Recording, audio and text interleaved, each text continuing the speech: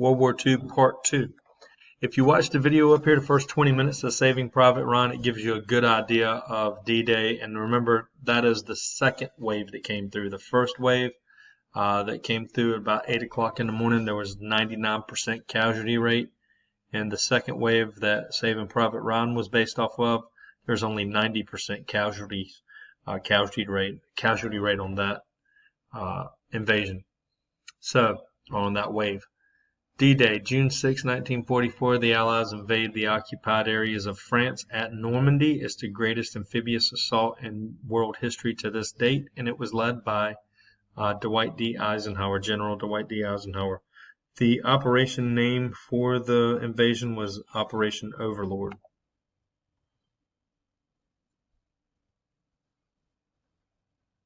Here's a map.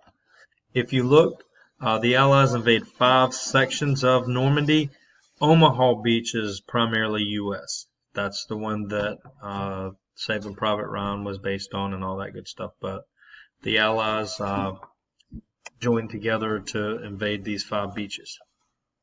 There's Eisenhower before D-Day goes and talks to a lot of the troops. Here's the view of D-Day from a Higgins craft when you jumped off. You were in the battle. Here's a cliff that some of them had to overcome. The Battle of the Bulge would be the last major offensive by the Germans in the war. The reason it's called the Battle of the Bulge, there's a weak area of the Allied line, and the Germans exploited it. It was I think it was right on the western German border on the Ardennes, Ardennes Forest. And so they exploited the weakness in our line, and they fought through, and the problem is they overextended themselves, and we just closed the line off and surrounded them.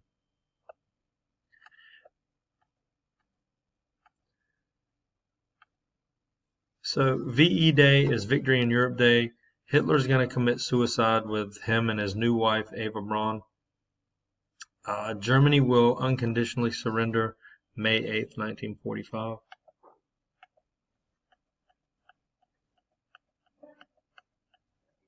So, the big three, Roosevelt, Churchill, and Stalin met to plan the war at Casablanca to attack Italy.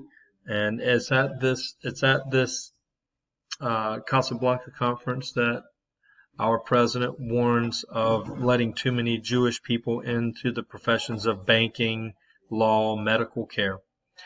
The Tehran conference, Germany would be broken up. They agreed that Germany would be broken up after the war. The Soviet Union would help the U.S. attack Japan after the war in Europe's done, and they agreed to create the United Nations, which was a President Wilson goal with the League of Nations. The Yalta Conference, they agreed to divide Germany up and Berlin into 4 parts. And it's at the Yalta Conference you see the beginning of the Cold War. So FDR dies in Warm Springs, Georgia, April 12, 1945, and his vice president, first-term vice president, Harry Truman, will take over as president. So the Potsdam Conference, this is a fundamental shift.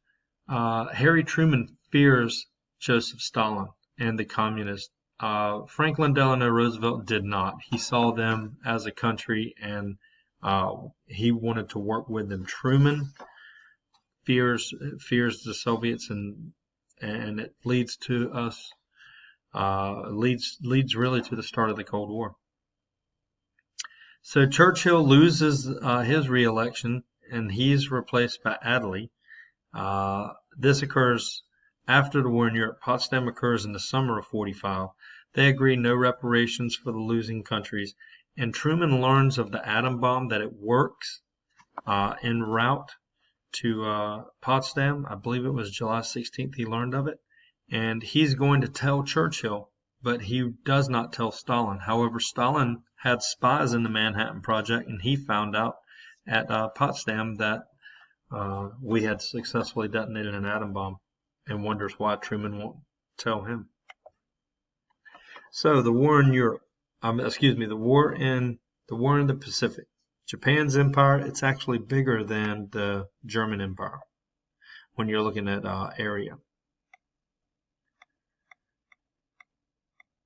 So for us, the war in the Pacific began with Pearl Harbor. June of 1942, Midway ends up being the turning point in the Pacific War. So you need to know what island hopping is, and this was invented by General Douglas MacArthur. It's bypassing Japanese stronghold islands and setting up bases on weaker Japanese islands all the way to Japan because we were going to invade the Japanese mainland. As we got closer to the Japanese mainland, we confronted kamikazes. These are volunteer pilots who flew their planes into the sides of our ships. So it's like a flying missile, and yet kamikaze means divine wind, and it was a suicide mission. Iwo Jima, at the Battle of Iwo Jima, this is where we held the flag up at Mount Suribachi. In the picture behind you, you'll see the flag raising. This is actually the second flag raising, not the first. The picture below, that's the USS North Carolina in World War II. There is Mount Suribachi at the top there. Oh yeah, there we go. The Gilbert Islands.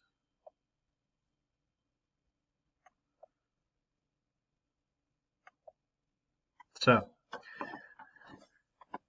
Douglas MacArthur proclaims he shall return when he evacuated the Philippines in March of 1942 because of the Japanese surprise attack that included Pearl Harbor.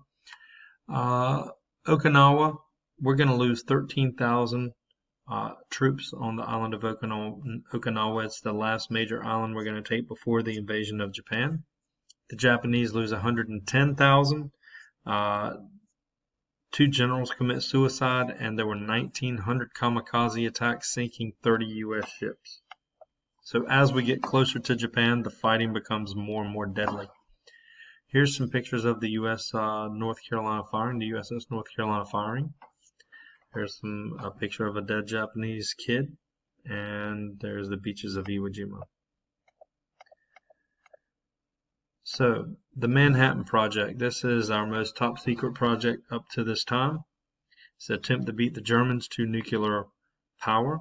It's headed by Dr. Robert Oppenheimer, and it led to the production of the first 3 nuclear weapons in U.S. history.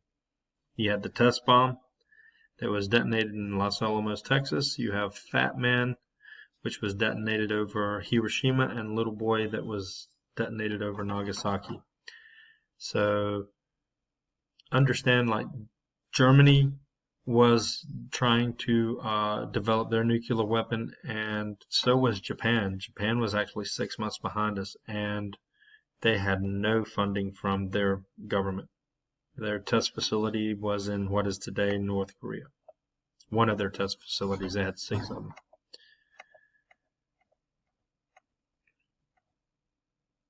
So President Truman decides to bomb Japan with the atom bomb. August 6, Hiroshima. If you look at the top there, that's Hiroshima, the 2 pictures there. It flattened the city. Hiroshima was a military target. It was a military town. They produced military goods for the Japanese army, or the Japanese military. And on August 9th, because the Japanese didn't surrender, we bombed Nagasaki and flattened it. And the Japanese still won't surrender immediately. It's only when we threatened them with the 3rd nuclear weapon that we didn't have. They said, oh, and we threatened to bomb Tokyo. They said, oh, okay, we'll surrender, because Tokyo was their capital. Japan will finally officially surrender on September 2nd, 1945.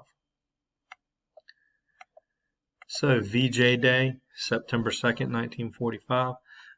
General MacArthur will accept Japan's surrender. If you want to watch this, this goes through the Pacific War. It's 2.5 hours long. You don't have to. We are finished.